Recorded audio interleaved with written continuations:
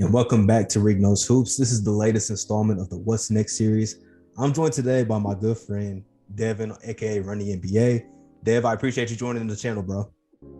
Pleasure to be on, man.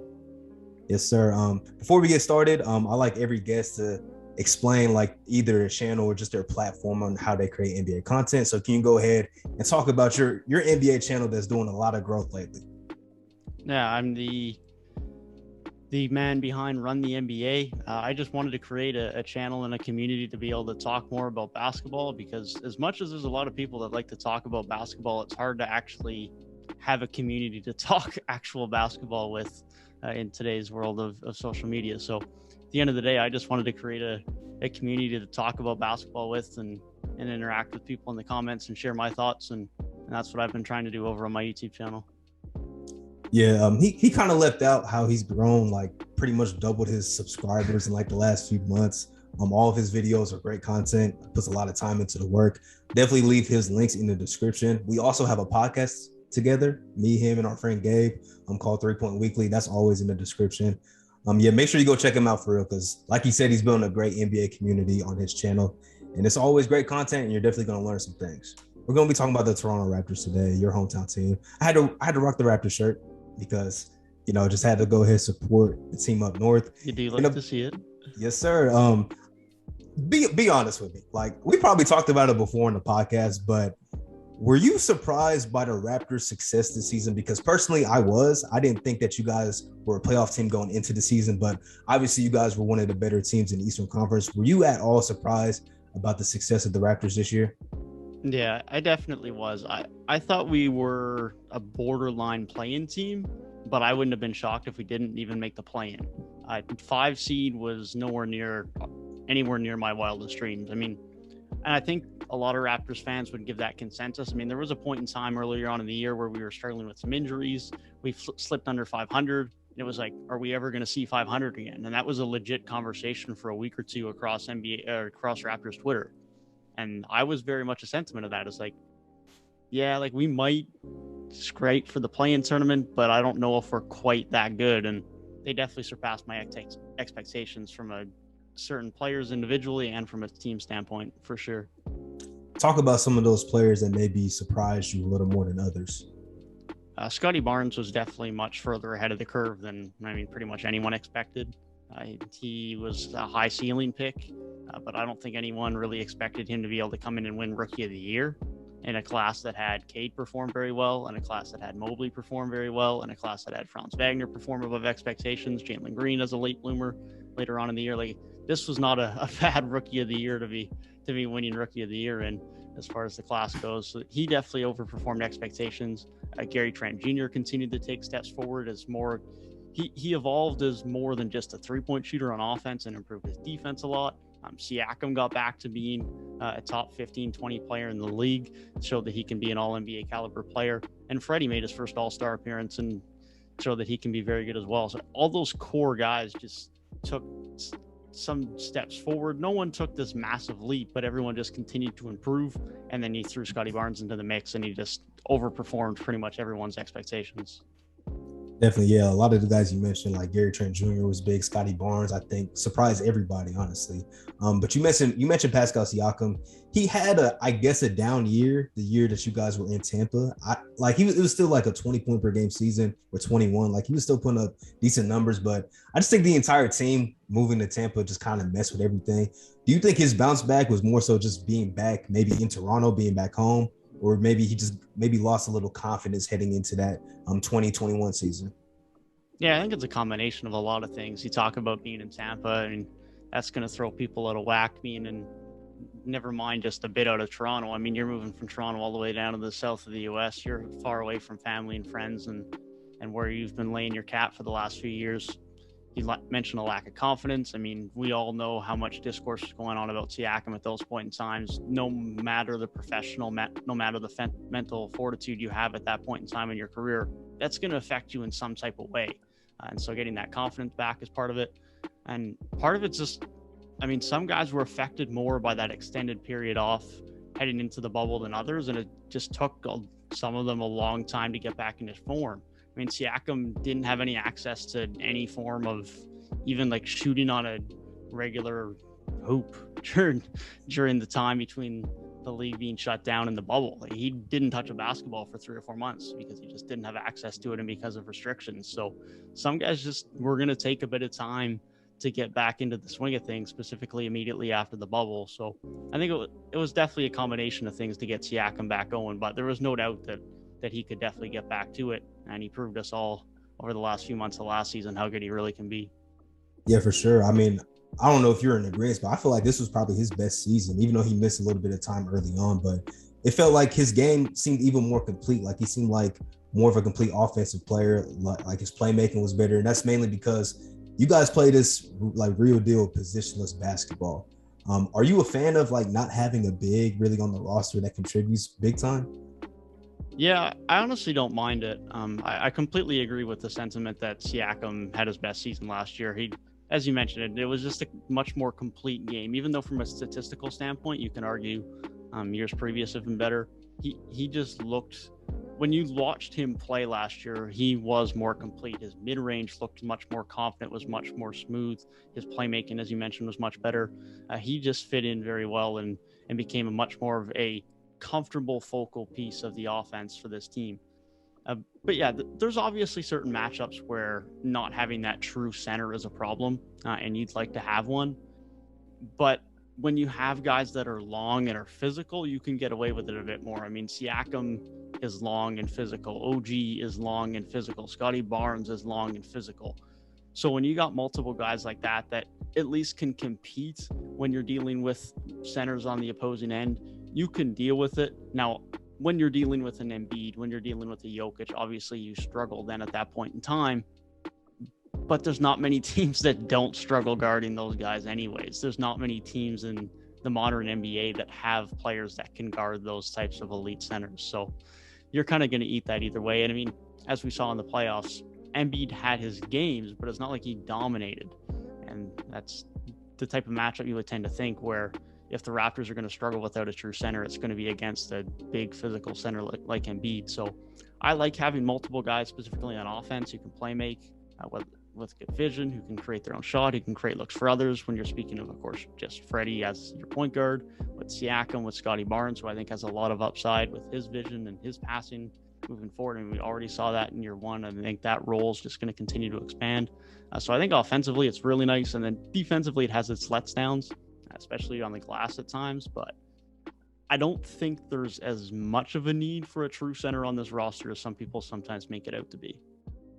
Yeah, I agree with you, like with everything you just said, because not only does it give you the offensive versatility, like you mentioned, when you have 5 guys that are like can legit make plays, like you put the ball in their hands and they can all make plays. And then defensively, it's like you guys just kind of ran into the one dude in the Eastern Conference that would probably take advantage of not having a true big. And even like you said, he had a couple games where Embiid was great, but it wasn't like he was dominant for the entirety of that 6-game series.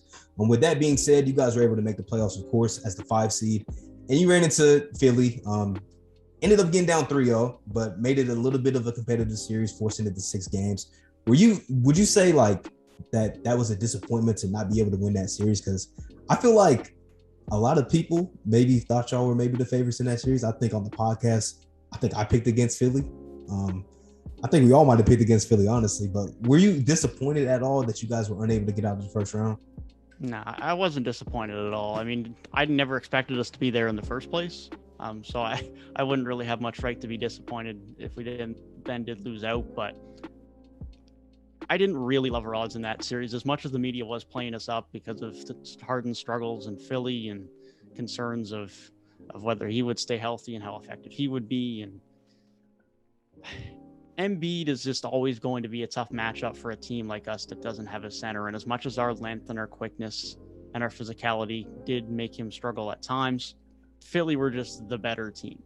And at the end of the day, I was a little bit surprised to be down 3-0. I will say that, but I definitely wasn't surprised to see Philly win that series. Philly in 6 was my pick as soon as I saw that. It wasn't how I thought it was going to be Philly in 6, but nonetheless, the post first couple of games of the series is kind of what I expected for the entire series. Once the Raptors tuned it up a little bit more on defense, got a little bit more active, got a bit more physical, started to show a bit more presence on Embiid. and Tyrese Maxey didn't just turn into God mode for a few games, then it was a little bit better. But at the end of the day, I mean, if you would have told me at the start of the year that we were a 5 seed and we lose in the first round in 6 games, I would have called it a pretty darn good season. Agreed for sure. Another person that just kind of popped in my mind that was good in that series was Precious Achiuwa, who his like trajectory during the year was kind of crazy because early on in the season he was terrible. He was shooting probably like under 40% from the field, couldn't hit a 3-pointer. And then I don't know if it was from December on or January on, but he was like shooting the lights out. And even in that series, he was pretty solid against Embiid. Can you just talk about what changed for him? Like what made him suddenly from somebody that was almost not playable to somebody that was a pretty high impact player for you guys? I don't even know if I can exactly pinpoint it. It was so weird for him because he wasn't ever some amazing high efficiency scorer last year in Miami, but he wasn't a bad scorer in the paint. But early on in the year, like you said, like he just really struggled. And like it wasn't like, oh, it's contested shots or tough looks that he's missing. It was like he's just got wide open looks under the rim and he's just missing them and missing them and missing them. And you could tell it was affecting him. And of course it would. It's a young player in the NBA who's just missing shots he knows he can make. He knows he's a good player. Everyone in their organization knows he's a good player. There's a reason New Jersey wanted him. He's wanted him for a while. But it just wasn't happening. And so other than just more confidence gaining over the course of the year, as the shots started to go down, I can't really pinpoint anything significant that happened, but knowing the case of Scottie Barnes starting to shoot more threes at some point in time in the year, I'm sure there was some Nick Nurse encouragement in there to just give him that vote of confidence to start shooting them. And eventually they just started falling. And with the threes started falling, he started to hit more from the paint as well. But I think the trajectory for Achiuwa is quite bright. I don't see him as like some elite level player, but I think he just has really good upside as this really good, productive player.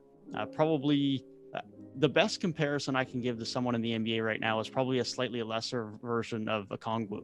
And he's going to be this very athletic center who plays with a lot of energy, competes well, is going to be active on the glass, can give you some good defense, and apparently now can give you some three-point shooting as well. So whether that's off the bench or in the starting lineup remains to be seen, but I think he's got a very good NBA career ahead of him. Definitely, I agree. We'll transition into the offseason now. You guys had one draft pick, Christian Koloko. Did you get to watch him? I know you said on the podcast you didn't really watch Summer League this year, which I didn't either. Did you get to see any of him at all in Summer League? And if so, what were some of your impressions? No, I haven't watched anything from him yet in Summer League. Yeah. Well, I know you do pre-draft work, and you obviously look at prospects. What are your impressions of him, and what can he bring to this team year one? Because you guys are typically one of the better teams when it comes to drafting talent.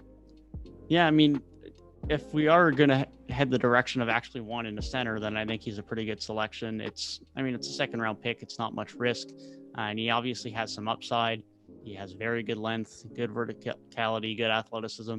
Is what you want in a late pick in the draft at the center position. Someone who you know can give you some rebounding, can give you some rim protection. I don't think he's going to have a significant role on the team this year. If he does, it's going to be off the bench in limited minutes. I wouldn't be surprised to see him be one of the most recent guys who just spends most of year one in the G League, gaining time, gaining minutes, and starts to work his way up the system from there. But I think he has some upside to potentially be a guy in the rotation for either stretches of this season, or if not, then moving forward as at least a bench big who can provide a little bit of rim protection and rebounding, which is never a bad thing to have kicking around. Definitely. Because I'm going to be honest, he was one of the prospects I didn't really tap into that much. I'm just going to be totally honest. But I think it is good to just have bigs on the roster that can potentially, if you do run into an Embiid again, like you can at least throw another big body at him, because that's really all you can do with guys like him and Jokic is just throw bodies at him. So, trust Masai, basically. That's what the Raptors have been doing for the last decade or so. Your guys' free agency was also, I think, just solid moves. You guys got to kind of doubling down and getting, those bigger wing players, just versatile front court guys. Otto Porter, I think, is one of the most slept on pickups in free agency. Can you just talk about what you expect him to bring and how his wife or girlfriend, whoever it is the GOAT for bringing him to Toronto? Facts, though. Briefly, just on the colloquial point as well, I forgot he's also from the same city as Pascal Siakam, so that also helps in the transition standpoint as well. But as far as the Otto Porter signing goes, like you said, definitely a slept-on signing. The Raptors needed a true small forward off the bench. We were a team with some guards, although not much of quality after Freddie and Gary Trent, and then a bunch of power forwards is essentially where we're at. And so getting Otto Porter Jr. to come in now serves a very big need as far as a backup small forward, because otherwise, like, you're playing Chris Boucher there, you're playing Thaddeus Young there, which is fine, but don't fully have the mobility at times defensively, or at least is not ideal. So bringing in Otto Porter Jr. is very valuable. I mean, he started games in the finals for a reason. He's a very impactful player from the defensive end, a very underrated three-point shooter, even though he's been a very good three-point shooter for a long time. But I don't think he quite gets the respect he deserves as far as how efficient of a three-point shooter he is. So he's not going to come in and do anything crazy, but he fills in a role that was definitely needed. And you can never have too many good 3-and-D wings in this league. Yeah, you can never have like too many. And he killed us in the finals. Like, it seemed like he did not miss a shot. Like, to be honest, every time he took a shot, I felt like it went in. And just quickly, I feel like people kind of forget, like you said, how efficient he is, because he had a couple years where he was always injured. Like, he just couldn't stay healthy. But like when he was in Washington, he got paid a lot of money for a reason, because he was 40% every year, sometimes like mid to high 40% shooting the 3-point shot. So definitely a great addition for you guys. And you spoke about the guard play not being great after Freddie and Gary Trent. Do you think like Malachi Flynn or Delano Banton can provide some type of production off of that bench for you guys this season? I think we'll get something from them, mainly because we have to. I don't think Freddie can play 38 minutes a night again for another year. Like, it's just not sustainable. I don't know who that's going to be. I don't think Raptor fans in general know who it's going to be. Like, I've seen polls 2 weeks ago where 60 to 70% would say Banton compared to Malachi. And then Malachi had his big game in whatever league he was playing in the other day. And now it's like 60% Malachi. So I don't think anybody really knows. But if I know anything about the current Raptors philosophy and how they want to play, I would give my guesses on Delano Banton probably being that guy. He showed some flashes earlier on in the year and then kind of tapered out of the rotation, but he's got good length. He can compete on the defensive end. His 3-point shot is still a bit of a work in progress, but it seems to be improving. And he can attack the rim. He's got decent vision, decent passing. He can work very well in transition. So I think he's probably the most likely candidate simply because of that length and a bit more defensive intensity, although Malachi does compete well on the defensive end in his own right. But I don't think either of them are going to give you great backup point guard play, but you just need someone who can come in and give you 10, 15 minutes a night and can hold down the fort so Freddie can get a breather every once in a while. And if I had to lay money on someone doing that, I think Banton can probably do the job for next year, but long term, you probably need someone better there. Were you expecting the Raptors to go after like maybe a veteran backup point guard that wouldn't be that expensive to bring in this offseason? I was hoping we would bring in someone. I mean, it seemed to be the biggest need on the team, unless you really felt that we needed a center. Not that you needed someone great, but like a DeLon Wright would have been great to bring back to Toronto. Even someone to a lesser extent like a Raul Neto, like just someone who's a bit more of a vet who you can get 12, 15 minutes a night out of, because you don't need anything significant behind Freddie, but you just need someone who can run your offense a little bit in that second unit. And you can bypass that a little bit with staggering minutes with Scottie or Siakam and having them run the point forward. But it's still just nice to have at least one primary backup guard. And right now you're looking at either a Banton, a Malachi Flynn, or then an Armani Brooks if he makes the team, but he's not really serving point guard roles or any playmaking roles. So it would have been nice to bring in a vet, but ultimately it kind of fell through. I was really hoping for DeLon Wright, to be completely honest, but he was probably a guy that a lot of teams looked at. That would have been a solid one. If you guys want Peyton Pritchard, I mean, we kind of don't need him anymore. I mean, we got Malcolm Brogdon now. We already got Derek White. You don't really need Peyton Pritchard. I mean, if you guys want him, go ahead and send some picks, like second-round pick or something. Maybe we can make a deal. I got to imagine someone's going to want him. So he ain't playing, and I don't see how he plays in Boston right now. His minutes were already super spotty, so yeah, I don't know how he's going to see the floor for real. But last thing about the offseason, were you surprised about Chris Boucher's contract? Because when I saw it, I'm like, it's kind of interesting. I kind of expected him to sign elsewhere. And then when he got that money, I didn't think he would get that much. Were you surprised? Yeah, it was a little bit more than I was expecting, but in hindsight, it's probably like, yeah, it's probably like $2 million more a year than I would have expected. But I mean, everyone usually gets $2 million more a year than you expect in free agency if they're not signing under the mid-level exception. So in hindsight, it's not really that surprising, considering the fact that I'm sure there were many teams that were interested in his services. He obviously started slow last year, but he's still a super valuable player on this team. Can still space the floor well, can still shoot the three well, competes hard on every night, competes well on defense, can protect the rim a bit. And he's going to be a hometown guy that's always going to want to stick around. So I don't think you can go wrong with keeping him around. And at the end of the day, we're still only marginally over the cap. So you're not going into severe financial trouble to keep him around. So it was definitely a bit more than I expected, but I'm glad to see him back. I think he's an important part of this bench unit. Most definitely. This is actually the last thing about the offseason, because this almost slipped my mind, but Kevin Durant was made available for trade. And it seemed like lately, over the last couple of weeks, like Raptors Twitter has kind of been pushing some traction, and it seems like maybe KD's a possibility. I trust your opinion as a Raptors fan. How much would you be willing to give up in a potential KD trade? And do you think adding KD to that team would make you guys a championship team right away? That's tough. To answer your last question, trading for KD and whether that makes us a title contender it's hard to answer just based on what the return would have to be. Because if you're trading away Siakam, then probably not. If you're trading away Scottie, Gary Trent, and OG, then probably not, because now you have no depth. So it really depends. That if you only have to give up two pieces of Scottie and someone, then potentially. But if you're giving up Siakam, then definitely not. And if you're giving up Scottie and two other guys, then probably not. But as far as how much I'd be willing to give up, Siakam, I think, has to be off limits, because I don't think you have a contending team at that point. You don't really have a number two. I think Freddie's a number three. I don't think Freddie's a number two on a title team.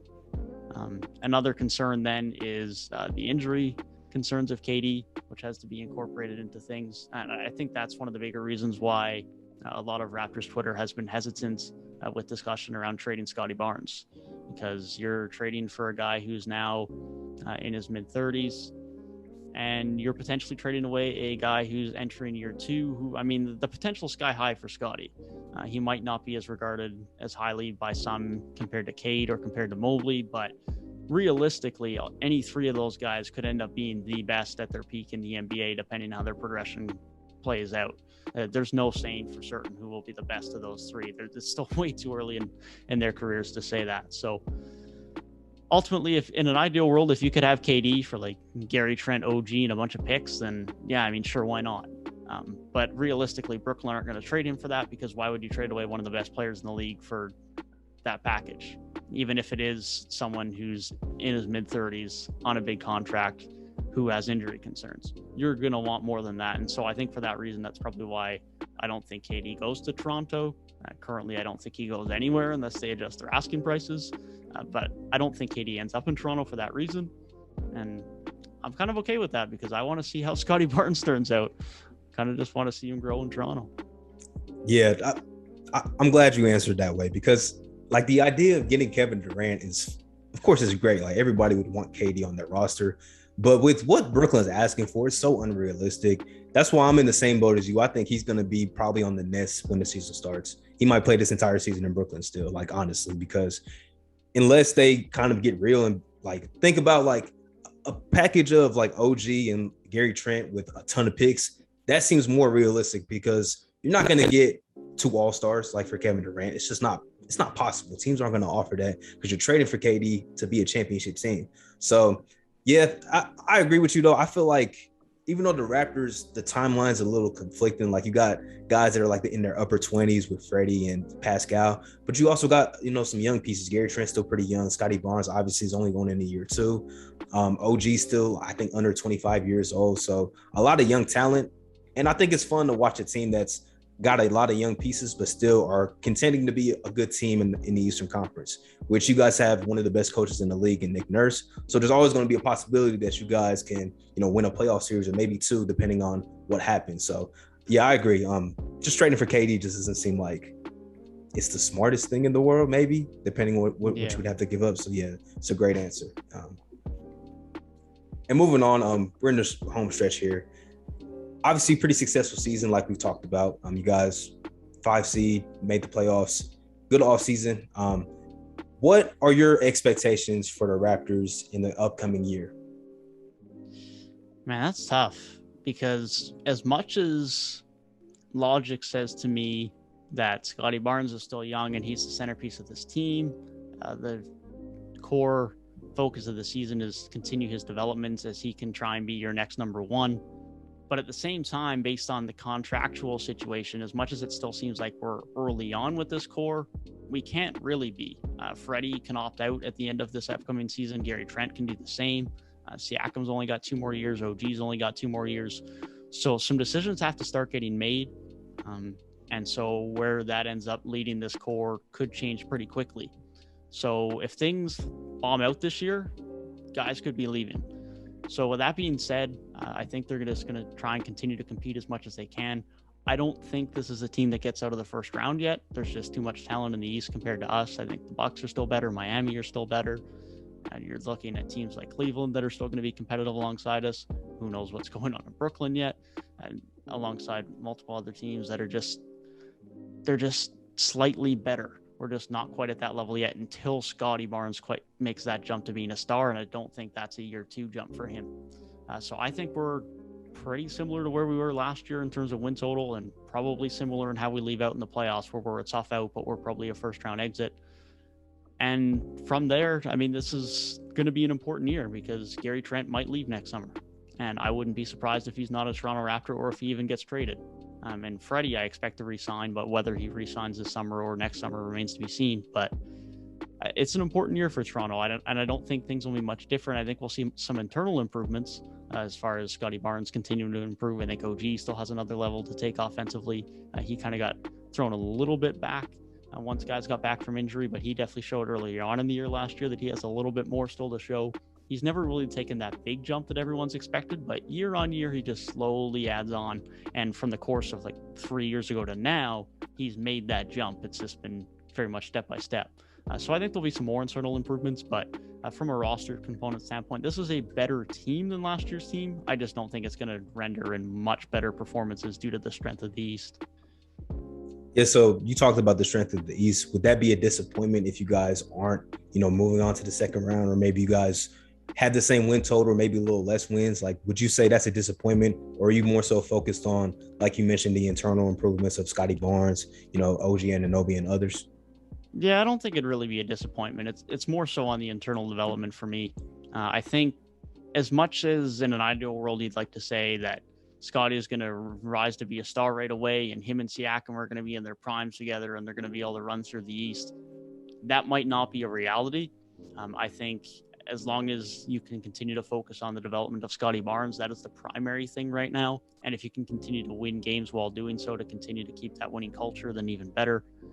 So I don't think second round can be a true expectation when you're looking at Milwaukee, when you're looking at Miami, when you're looking at the 76ers, when you're looking at Boston, when you're looking at Atlanta and Cleveland. There's a lot of good teams in the East, and I don't think we're a top 4 of those teams. So with time, if Siakam stays around, if you can have Freddie and Scottie Barnes, and that can be a 3-man core for the next 4 or 5 years, then yeah, there's some upside there down the road. But it's down the road. It's at least probably a year or 2 away. That's a great answer. Yeah, the East is tough, but I think one thing we learned about the Raptors, like, you can't really place. Sometimes you can't place the expectations on the squad because it seems like they exceeded a lot of times when people are down on them. So, in my opinion, I think maybe the second round isn't like maybe the goal, like the focus, like you are expecting that. But I think that's maybe the ceiling for this squad right now. Like, they could potentially reach that second round if everything goes right. Would you agree with that? Yeah, definitely. I mean, they got enough talent that they'll definitely give anyone in the first round that they play a tough out. No one that plays Toronto is ever going to have an easy series. It's just the way we play. There's no way that they're going to go down easy. We're always going to be competing hard on defense and making it a tough time. So it'll be a situation where they'll give themselves a chance to get into the second round, but I just wouldn't consider it a disappointment if they don't. Most definitely. Well, that's the final question I have. Devin, do you have anything else that you would like to add before we wrap up? No, that's it for me, man. I appreciate you having me on. For sure. I appreciate you joining. Once again, all of his links will be in the description. Make sure you subscribe to his channel. Check out his latest video, which I believe was a Dallas Mavericks one. Still got to tune into that. And yeah, that's a wrap for the What's Next series, Toronto Raptors edition. This is Reek, and I'll catch y'all next time. Peace.